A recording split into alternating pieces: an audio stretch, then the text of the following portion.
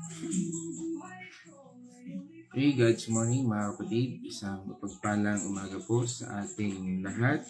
At sa araw na ito, tayo po ay muli dadako sa ating God's morning. At ngayon po araw na ito, araw ng Sabado, January 17, taong 2026.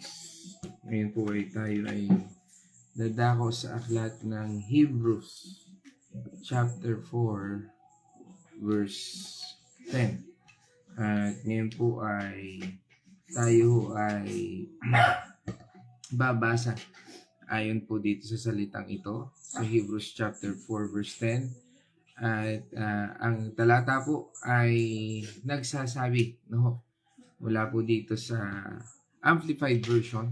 Sabi niya po dito, "For the one who has once entered this rest has also rested from," sabi nga, "the weariness and pain of his human labor, just as God rested from those who labors uniquely his own."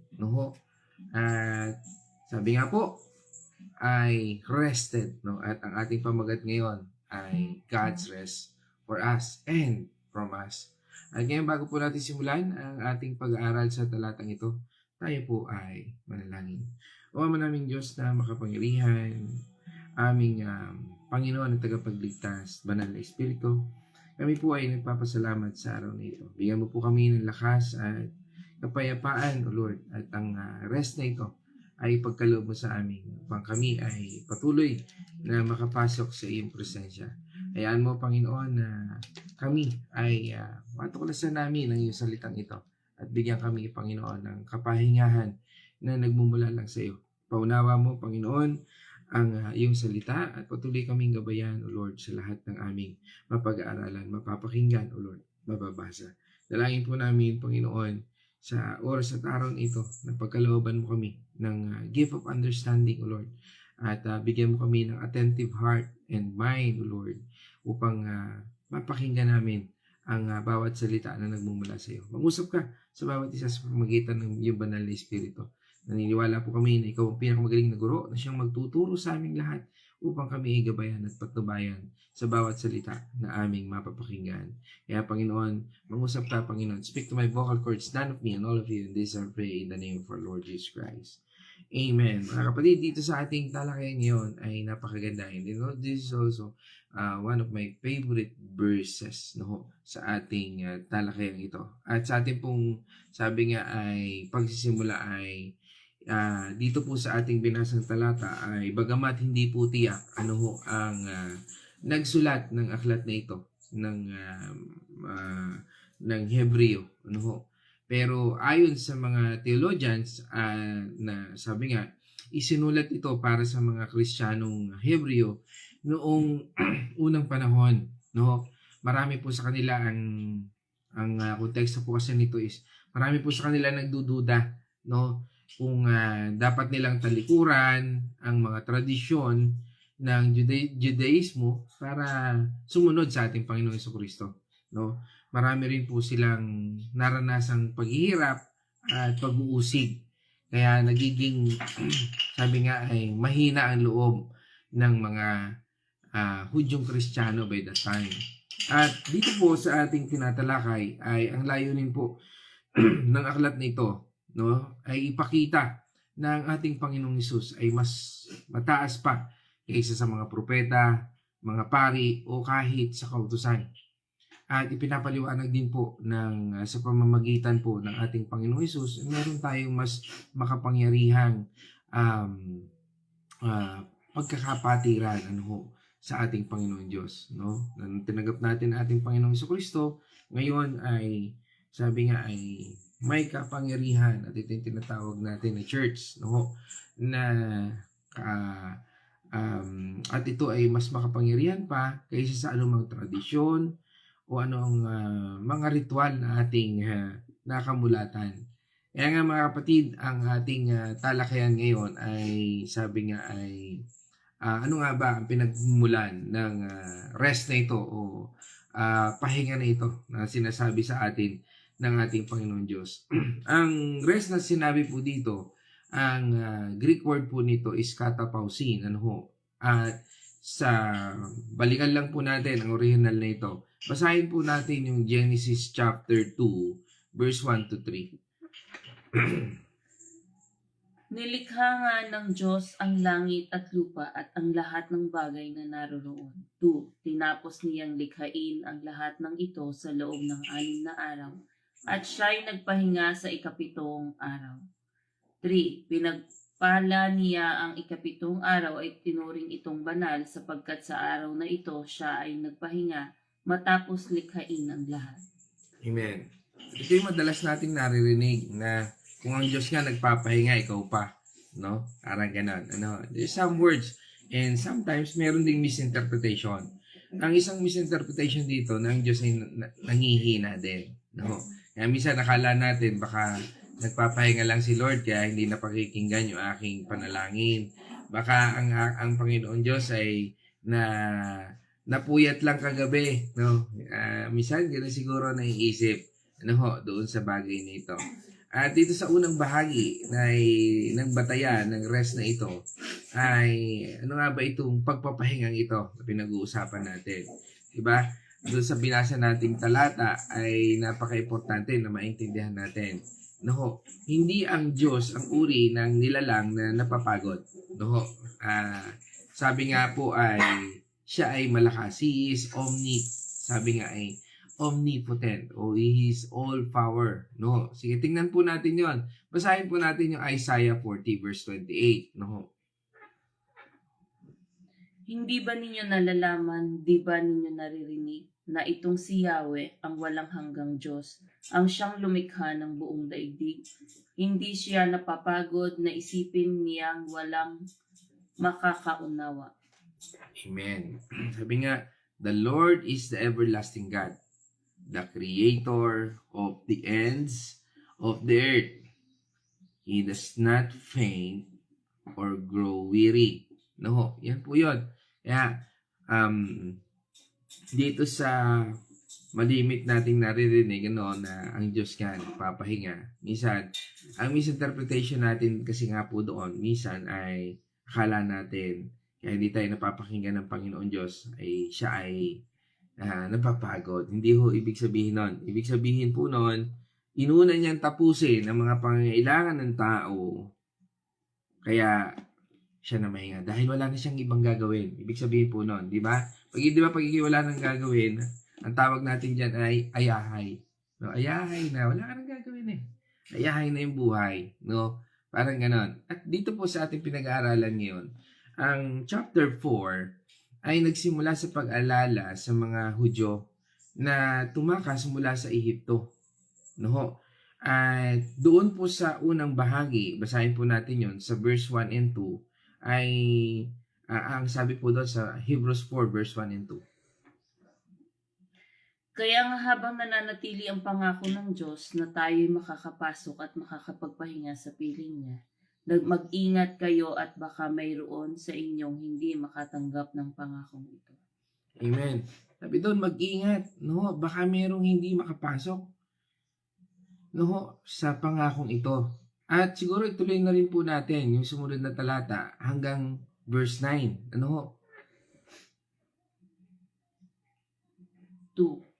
Sapagkat tulad niya na napakinggan din natin ang magandang balita, ngunit hindi nila kinabangan ang balitang kanilang narinig dahil hindi nila ito tinanggap ng may pananampalataya. 3. Tayong mga sumasampalataya ang nakatanggap ng kapangyarihang ipinangako, ito'y ayon sa kanyang sinabi.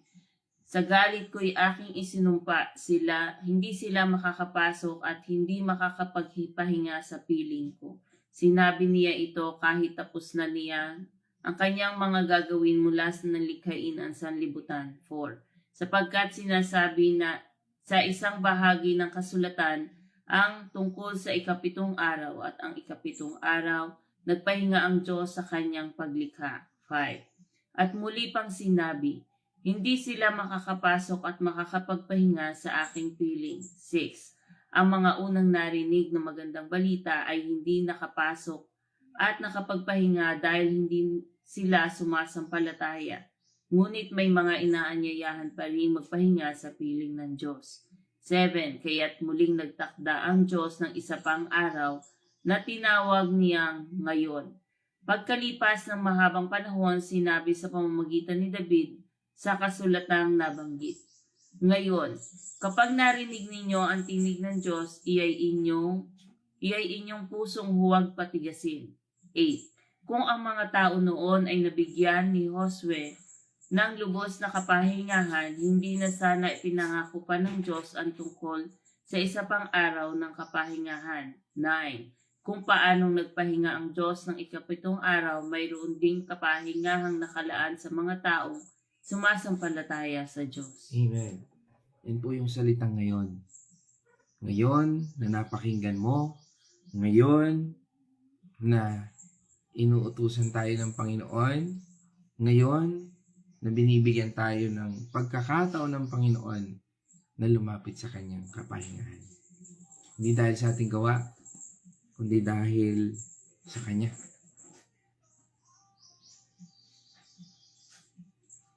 Tulad ng sinabi, binasa natin kanina doon sa Hebrews 4:10 at doon sa mga talata mula sa verse 1 hanggang 9, ito po ay direktang umaakay sa atin ngayon. Nakatulad ng kapahinga na sinasabi doon sa Genesis chapter 2, verse 2, na nung una sa ikapitong araw ay tinalaga ang bilang araw ng pahinga para sa mga Hudyo.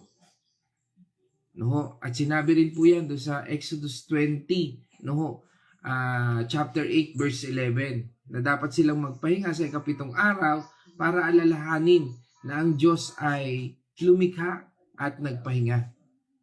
Pero sa Hebrews 4 chapter 10, ipinaliwanag na ang pahinga na ito ay mas malalim o may mas malalim na kahulugan.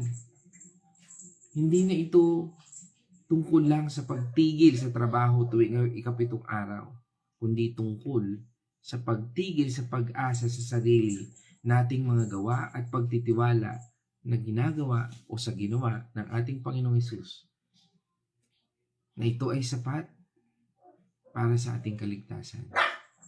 Kaya nga po ang kanyang pagpapahinga o itong kanyang itong pahinga na sinasabi dito ay pagtigil dahil tapos na ang kanyang ginawa. Hindi dahil sa kailangan nating magpahinga. Ito ang modelo ng pahinga na hindi batay sa pagod, kundi dahil sa nakumpleto na ng ating Panginoon Diyos ang kanyang ginawa. Kaya nga po ang God's rest na ito na tinutukoy natin ngayon na topic natin for us ay nagsasabi na ang pahingang ito ay para sa atin. Ibig sabihin po, inihanda ito ng Diyos bilang regalo, hindi bilang gantimpala sa ating mga gawain.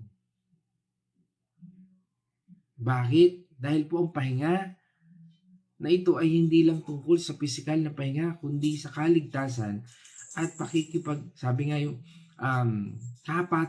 pakikipagkapatiran o fellowship natin sa ating Panginoong Kristo. Kaya nga, di ba, sinabi doon sa binasa nating talata kanina, doon sa verse 3, for we who have believed enter the rest. Yung naniwala lamang. At sabi nga doon sa verse 1 and 2, dahil matakot kayo dahil merong hindi makapapasok sa kaharian ng Diyos. Sino yun? Yung mga taong hindi nanampalataya. Yung mga taong patuloy na nagpapatigas o pinatitigas ang kanilang puso, ay, sapat na yung aking ginawa, okay na ito. Basta ako iligtas. Sabi doon sa Hebrews 4:3, for we have believed, enter the rest. Sino yung naniwala? Ibig sabihin, ang pagpasok sa pahinga ay base sa pananampalataya, hindi sa ating mga gawain. Ang gawain na kailangan tapusin para sa ating kaligtasan ay tapos na sa pamamagitan ng ating Panginoong Hesus. Di ba sabi nga ng ating Panginoong Kristo sa John 19 verse 30? Nang masipsip na ni Jesus ang alak, sinabi niya, naganap na, iniyuko niya ang kanyang ulo at nalagot ang kanyang hininga. Sabi niya doon, Tetelestai, it is finished. Tapos na. Kaya hindi na natin kailangan gumawa ng dagdag pa na gawain para mapasakamay natin ang biyaya ng Diyos. Ang Biblia ay malinaw na nagsasabi na hindi tayo makaliligtas sa pamamagitan ng mga gawa at kautusan. Sabi nga, di ba sa atin, Ephesians 2, chapter 2, verse 8 and 9? Sapagkat dahil sa kagandahang loob ng Diyos, kayo ay naligtas sa pamamagitan ng pananampalataya. At ang kaligtasang ito ay kaloob ng Diyos na hindi sa pamamagitan ng inyong sarili. 9. Hindi ito bunga ng inyong mga gawa, kaya walang dapat ipagmalaki ang sinuman. Amen. Kaya nga sabi doon, for by grace you have been saved through what? Faith. And not of yourself. It is the gift of God, not as a result of works. So, that no one may boast. Pang walang magmayabang. Ay, ginawa ko ito. Ay, ganito ang ginawa ko. No. Kaya mo nagagawa yan kung ikaw talagang nananampalataya sa Panginoon because you have faith. Ginagawa mo yun dahil sa pananampalataya mo sa Panginoon. Dahil nandun yung rest na gawin mo yung bagay niyan. Hindi para mapagod ka. Hindi ka nag-God's morning dahil sa para mapagod ka at mapakita sa'yo, ay, ang galing-galing ng taong ito, ang sipag-sipag ng taong ito. No. It's because of your faith. Alam mo, nilagay ka ng Panginoon Diyos dyan. Alam mo na ibinigay sa'yo ng Panginoon Diyos yan upang magkaroon ka ng rest, ng kapayapaan, makatulong sa'yo. Kaya nga sa bawat ginagawa mo sa Kingdom of God, yan yung mga bagay na tumutulong din sa'yo because of His grace, His mercy.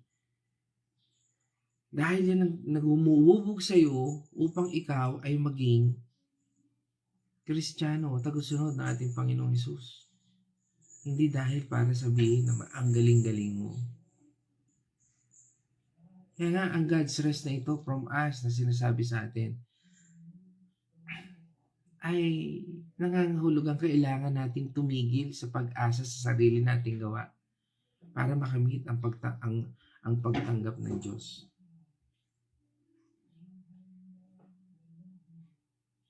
Hindi po natin kayang pantayan ang Diyos. Dahil ang kanyang ginawa ay sapat na sa ating lahat.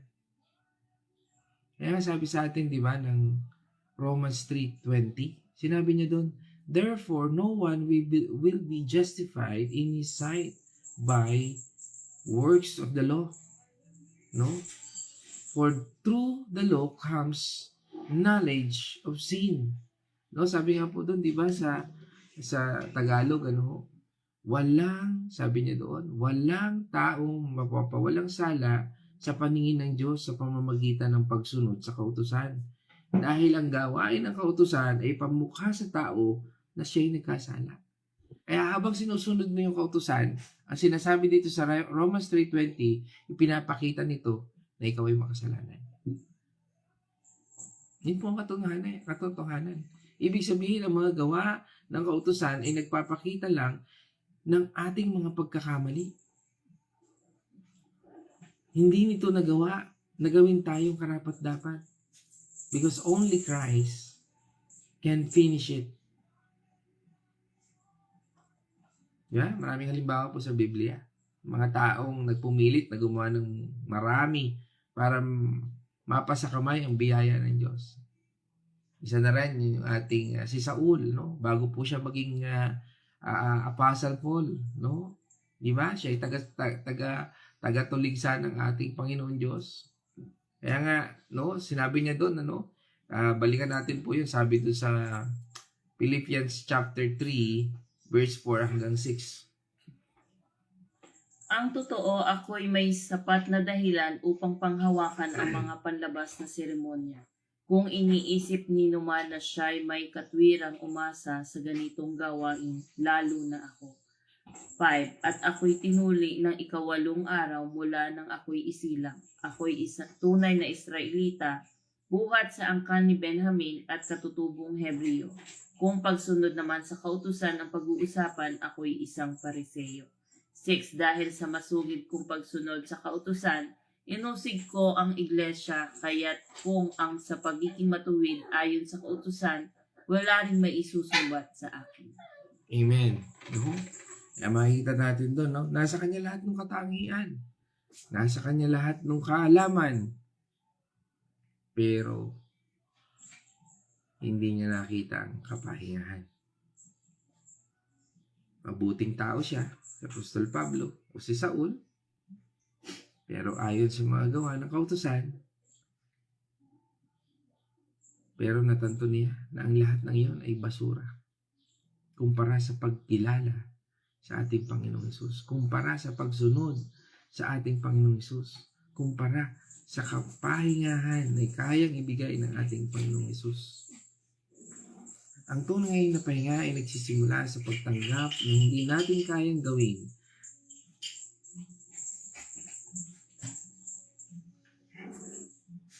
Na maligtas sa sarili nating kakayahan.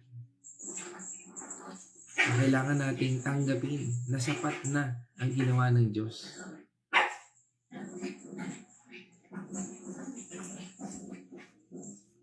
At kaya tayo nagtitiwala sa Kanya. Ay, sabi nga sa atin ng Panginoong Hesus, di ba? Doon sa Matthew 11 verse 28.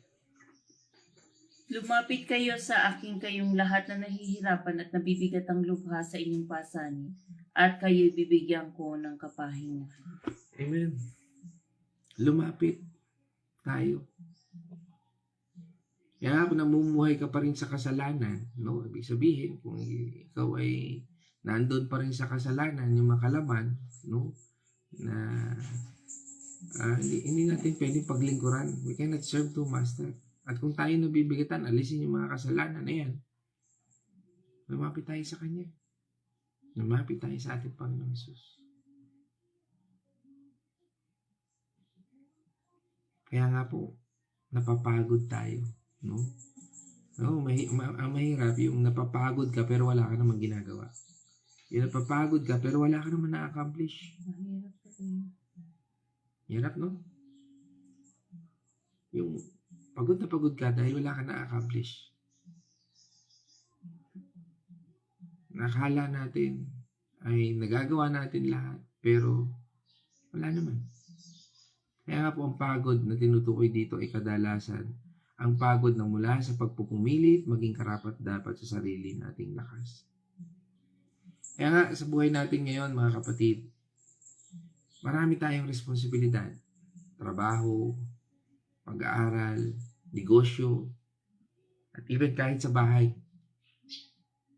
Hindi masamang magtrabaho. Ang Biblia ay nagsasabi na dapat tayo magsikap. Di ba sabi nga sa atin sa Colossians 3 verse 23? Ano man ang inyong ginagawa, gawin ninyo ng buong pusos na parang sa Panginoon kayo naglilingkod at hindi sa tao. Amen. Di ba? Whatever you do your work heartily. Heartily. Ang buong puso.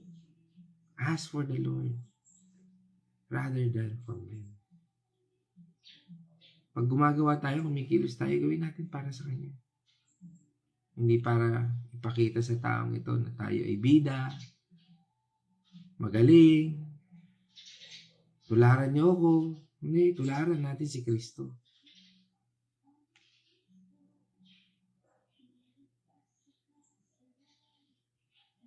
Maganda ang mga bagay na minsan tayo ay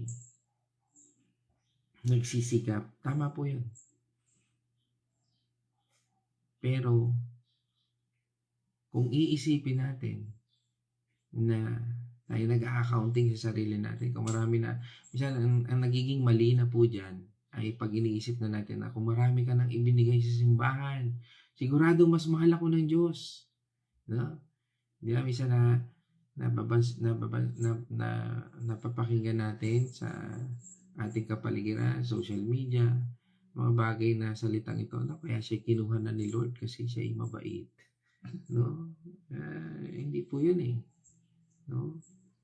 Tandaan natin ngayon, ang dami ng kahit mga kabataan, no? Dahil sa pagsama na ng panahon at pag-ikli na ng buhay ng tao, masigit natin kailangan na sumpungan ang kapahingahan ito. Dahil kung ating mapapansin, at the age of 20, at the age of 30, nandiyan na yung may mga dinidialysis na ng kidney, may mga sabi nga ay may mga nagkakaroon na ng heart attack, kahit na hindi naman naninigarilyo, kahit na hindi naman nagbibisyo, pero nakita nyo kasi ngayon, mga kabataan ngayon, di ba? Yung marami ng kabataan ngayon na nagbe-vape, at syempre mayroong mga second user, marami na ang, sabi nga, hindi ka man gumagawa, pero yung mundo gumagawa. Di ba? At kung minsan, yung mundo gumagawa ng sama, hindi ka man gumagawa, pero yung mundo gumagawa. Kaya nga, it's a wake of call to us na patuloy nating i-share ang gospel. At alisin na natin sa isipan natin yung mga bagay na nakapagpapalayo sa atin sa Panginoon. Minsan iniisip natin, na pagka tayo ay parang tila, parang akala natin ay perfecto na yung pag-uugali. Ay tandaan po natin, minsan yan yung nagpapalayo sa atin sa Panginoon. Hindi natin kaya maging perfecto, ang ating Panginoon Jesucristo lang. Kailangan lang nating sumunod at ipakumbaba ang ating sarili at magkaroon tayo ng kapahingahan. At ito yung rest na ito na sinasabi sa atin, ang katapausis na ito. Na magkaroon tayo ng katapausis, ang rest. Ano po yun? Yung presensya ng Diyos. At sabi nga doon, di ba? At yun yung araw na ngayon.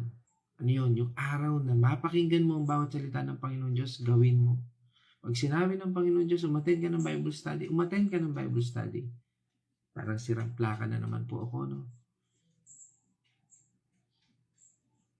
Pero hindi po ako titigil. Bakit? Dahil yan po pinasasabi sa akin ng Panginoon.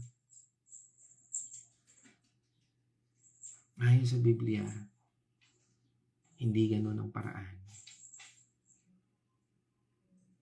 Kung tayo ay nagbibigay minsan, o kung tayo ay kinakailangan pera, parang tila ba, kinakailangan natin magmukhang perpekto sa mga tao sa paligid natin, hindi po yun ang paraan. Ayon sa Biblia, ang pagmamahal at pagtanggap, natin sa ating Panginoon Diyos ay habang buhay at kumpleto na sa atin dahil tayo ay nananampalataya sa ating Panginoong Hesus. Kahapon po ay kami po ay masaya, na bless po kami doon sa mag-asawang kinounseling po namin ni Pastor Noriel ng King's Chapel, at kami po ay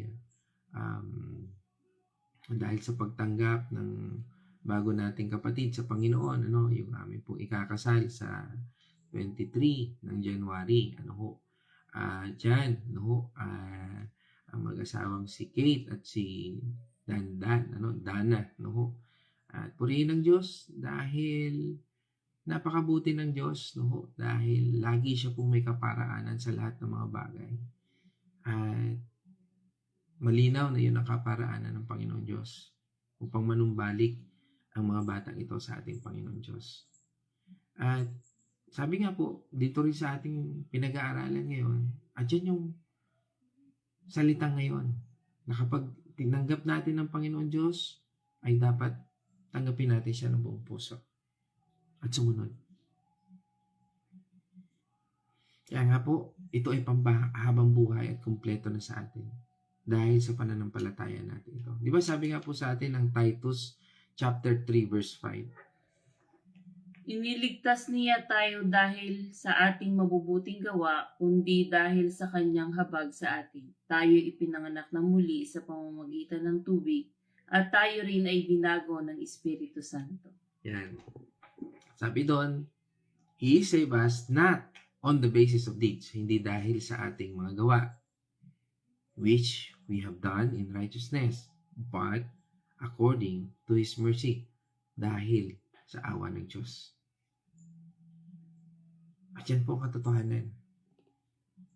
ng pag-ibig ng Diyos. Kaya nga mga kapatid, sa akin pong pagtatapos, ang pahingang ito o katapausis na ating pinag-aralan ay ibig sabihin na gawin natin ang mga gawain hindi dahil sa upang tayo ay magkaroon ng papuri sa mga taong ito.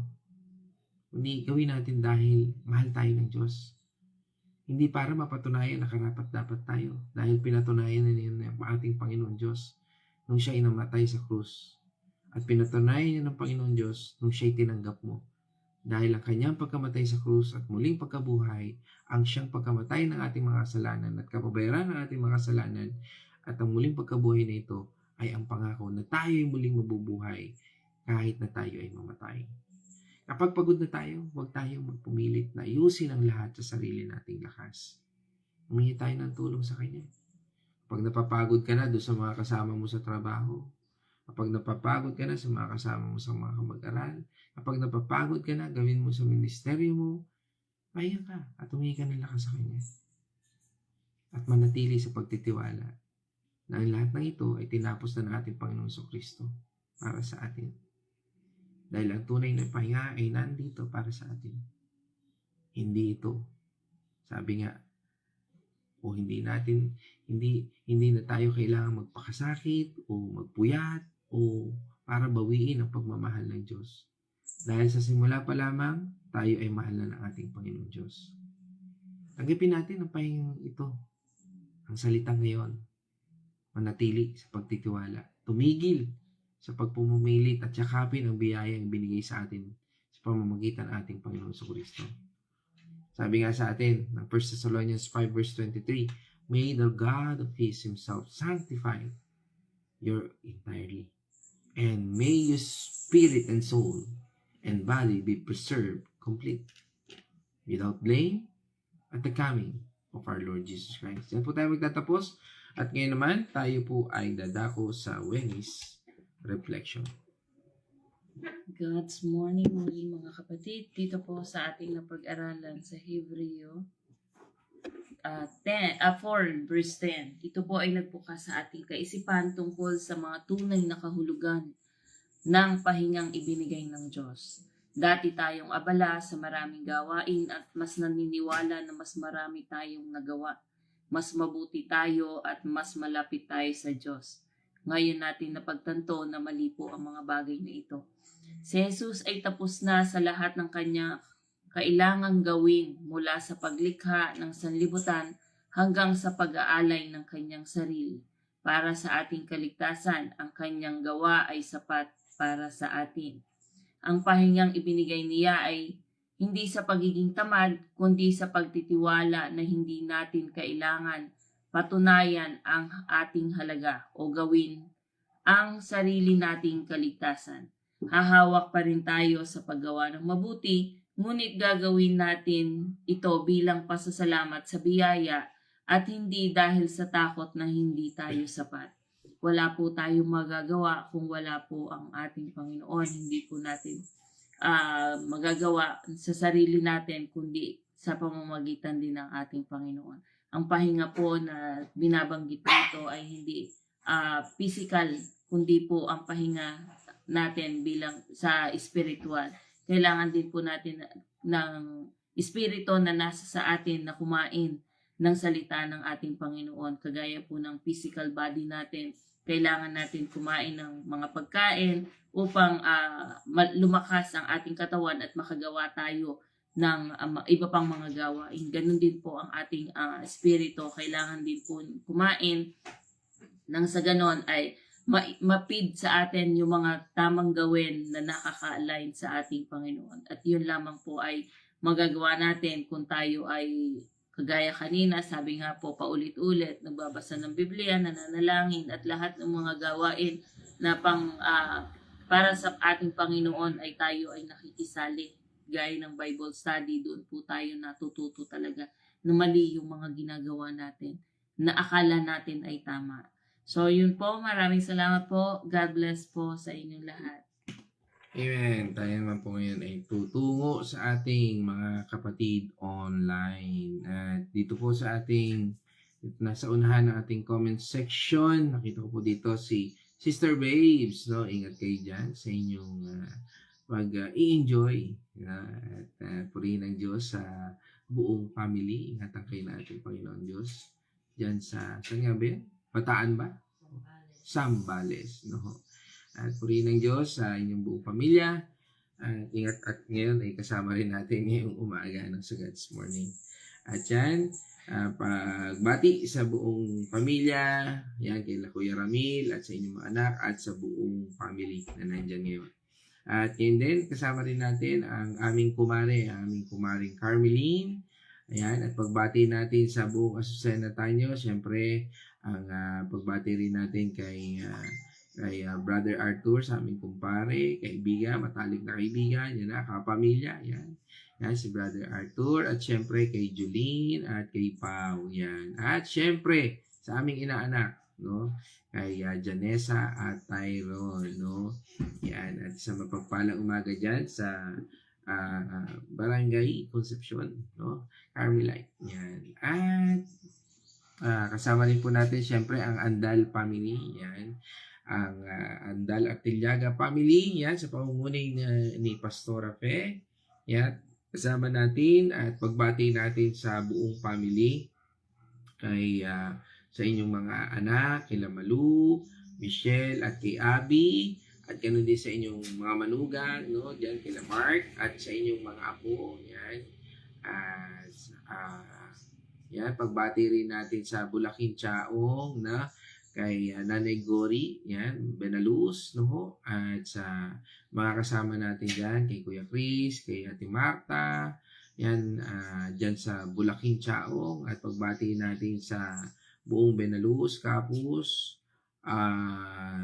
Silang, Malasmas, Artillaga family, dyan sa Bulaking Chaong. At pagbati rin natin kay Nunoso family, no, dito kay Ate Nela, at pagbati natin syempre kay Kuya Tony, yan, sa inyong mga anak, no, at sa inyong mga manugang, at syempre sa inyong mga apo, yan, diyan sa San Pablo, Laguna, yan. At kasama rin po natin, yan, syempre tawid naman tayo sa United States of Washington, no? Yan, sa Seattle, kasama po natin ang Daw family sa pangunguna ni Nurse Abby, no? Ni Nurse Abigail, no? Isang mapagpalang umaga sa iyo, kapatid, at purihin ang Diyos sa iyong buhay, yan. At, yan, yan, kasama rin po natin ang Pios family from Bacolod City. Yan, kasama natin ang Kuya George Pios. Yan, sa Bacolod. Yan, at sino pa?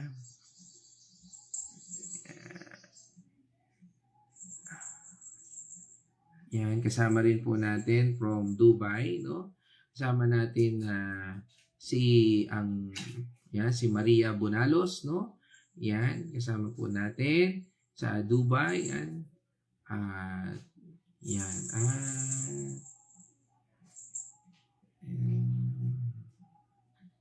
Yan, at kasama rin po natin, ito sabi ni Nay Gori, thank you Lord sa napag-usapan kahapon. Tunay nga po si Lord na ikaw ang kumikilos para sa nalalapit na kasal na Kate at Lana. Okay, praise God po. Yan. Ito sabi ni Sister Babe, sikapin nating makamtan ang silid na pangako sa atin ng Panginoon. Napakasarap kapag ang Panginoon ang naghihili sa atin kapag tayo ay napapagal. Walang hihigit sa pagmamahal ng ating Amang nasa langit. Amen.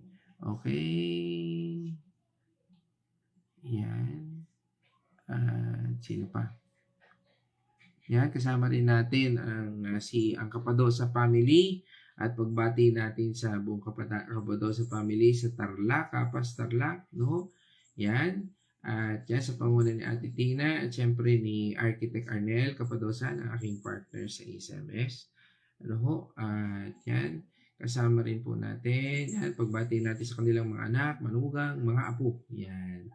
Yan sa Kapas Tarlac. Yan, okay. At sino pa? Yan, kasama rin natin ang C family, no? At pagbati natin, yan, kasama natin si Dr. Julia C. Yan, at pagbati natin dyan sa Osamis, yan, City, no? At pagbati natin dyan kila Sir Dodong, Johan, Kerwin, and Jansen, dyan sa Osamis. Yan, at yan, sino pa? And that's all. At muli, sa Diyos po ang papuri. Tayo po ay magtatapos sa ating God's Morning. At tayo po ay manalangin. O naming Diyos na makapangyarihan, Banal na Espiritu at aming Panginoon tagapagligtas. Salamat po, Panginoon, sa muling araw na ito na pinagkaloob mo sa aming lahat upang kami ay patnubayan, ingatan, turuan at bigyan, Panginoon, ng kalakasan. Sa lahat ng ito, sa iyong patnubay at gabay, kami po ay nagpapasalamat sa iyong aral na iyong itinagubilin, pinagkaloob at amin po, Panginoong mabaon, Panginoon, sa araw na ito. Salamat sa lahat ng ito at sa iyong patuloy na paggabay sa bawat isa sa amin. Patuloy namin idinadalangin na sa iyong kalakasan, sa iyong patnubay at sa iyong patuloy na biyaya at awa. Kami po, Panginoon, ay inyo nang napagpala. Salamat, Panginoon, at bigyan niyo po kami, Panginoon, ng puso ng pagsunod upang sundin namin ang mga bagay at nararapat na aming gawin, isipin, sabihin, at patuloy naming tungtungan, O Lord, o patuloy naming maging sandigan, O Lord, sa mundong ito. Patuloy, Panginoon, ang iyong presensya, ang iyong gabay, ang iyong pagmamahal, ang iyong awa at ayon sa iyong grasya ay sapat, Panginoon, sa aming buhay. Kaya, Panginoon, kami po ay nagpupuri, nagpapasalamat sa lahat ng ito at sa iyong pamamagitan ng iyong gabay at sa iyong pangunawa, Panginoon. Kami po ay turuan mo, Panginoon, na lumakad ayon sa iyong kalooban. Patuloy namin idinadalangin din ang nalalapit na kasal ni Kate at ni Dana, O Lord, na patuloy niyo po, Panginoong gabayan at bigyan sila ng kalakasan, O Lord, at bigyan niyo rin po sila, Panginoon, ng favor sa lahat ng hakbangin ng mag-asawang ito. Dalangin po namin, Panginoon, ang patuloy niyo silang gabayan, patuloy niyo silang ingatan, at patuloy niyo po silang ilapit, Panginoon, ang sa iyong kaharian, Lord. Maraming salamat, Lord, sa bawat isa na narito ngayon, sa bawat nabanggit ng mga pangalan, O Lord, na dumalo, Panginoon, at mga taong dadalo pa lang, O Lord, o manunood ng replay na ito, Lord. Dalangin po namin ang patuloy na pagpapala sa bawat isa, ang pagpapala ng kagalingan, pagpapala ng provision, O Lord, at higit sa lahat ang kapayapaan na nagmumula sa iyo. Bigyan mo kami, Panginoon, ng lakas, Panginoon, na makapagpahinga, O Lord, sa lahat na aming ginagawa, na ikaw ang Diyos na siyang tumapos ng mga gawain sa aming buhay, tumapos ng mga dapat naming pagkaabalahan, O Lord, at nagbibigay sa amin ng lakas upang aming sundin ang lahat ng bagay na ito na aming ginagawa, iniisip, at sinasabi na ikaw po, Panginoon, ang aming kasama, patnubay at gabay sa lahat ng direksyon na ito. Muli, maraming salamat at sa umagang ito kami po ay nagpupuri sa iyong pangalan, Diyos Ama, O Lord. At salamat sa iyong banal na Espiritu na siyang gumabay at nagbigay sa amin ng lakas at ng karunungan. Patuloy, Panginoon, na kami po, Panginoon, ay naniniwala na ang lahat ng ito ay galing lamang sa iyo at hindi dahil sa aming sariling lakas, kaalaman o karunungan. Kaya, Panginoon, salamat sa lahat ng ito. Sa iyo po ang papuri at pasalamat sa pangalan ng aming Panginoon tagapagligtas sa Jesu Cristo. Amen and amen. Mga kapatid, umabol ang aking nanay from Santa Rosa, Laguna. Pagbati sa aking nanay, Corazon, Getgano, Mercado, at sa lahat ng Getgano, Mercado sa buong mundo. At dahil yan, po yung magtatapos, let us shout, the shout of victory. Christ has died. Christ has risen. Christ will come again. And together, we are for Christ. Again, God's morning, everyone.